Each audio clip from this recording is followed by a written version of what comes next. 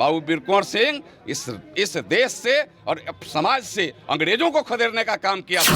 आज गांव के गली गलियारे तक लोग पलटू चाचा, पलटू राम, पलटू भाई कहने लगे हैं।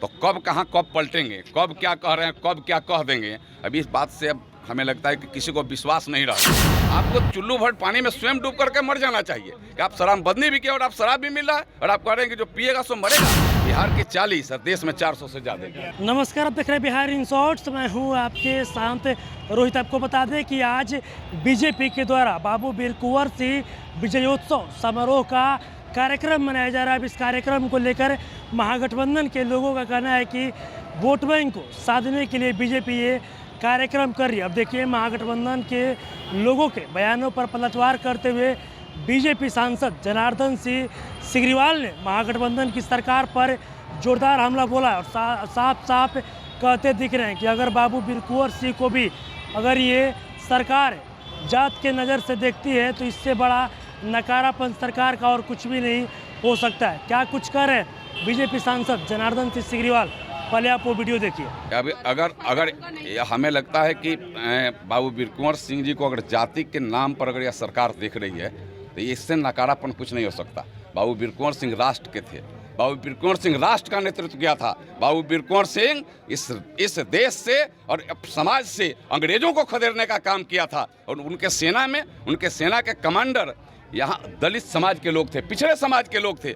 हमें लगता है कि उनको उनके इतिहास को बताना पड़ेगा और यह अगर बात वो कर रहे हैं, हमें लगता है भ्रम फैलाने का काम करें, जनता उनको नकार देने का काम करें। जिंदाबाद, बीर कुंवर सिंह अमर रहे।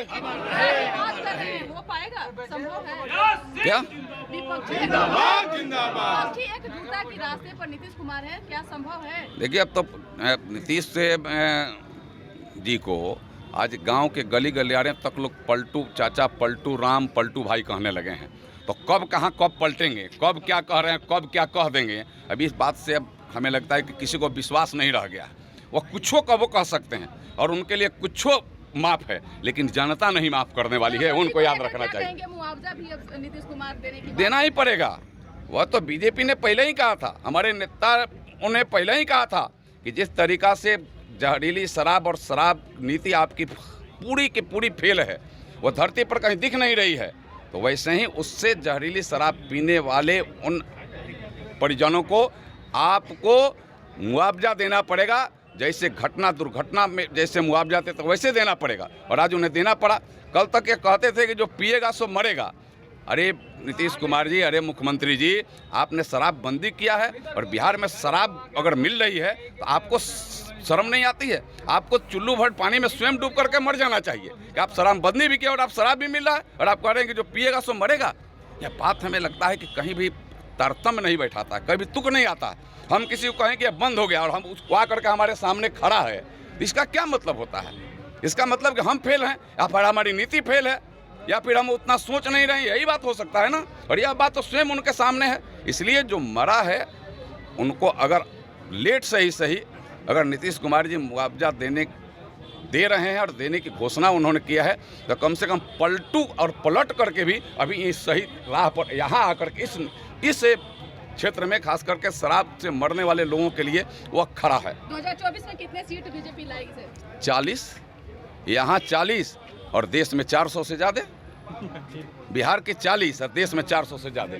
तो अभी आपने देखा जो बीजेपी सांसद है जनार्दन सिंह सिग्रीवाल, उन्होंने साफ साफ कहा कि बाबू बीर कुंवर सिंह एक राष्ट्र का आदमी थे और वो राष्ट्र के लिए लड़े थे, ना कि जाति के लिए वो लड़े थे और ना कि वो किसी जाति के।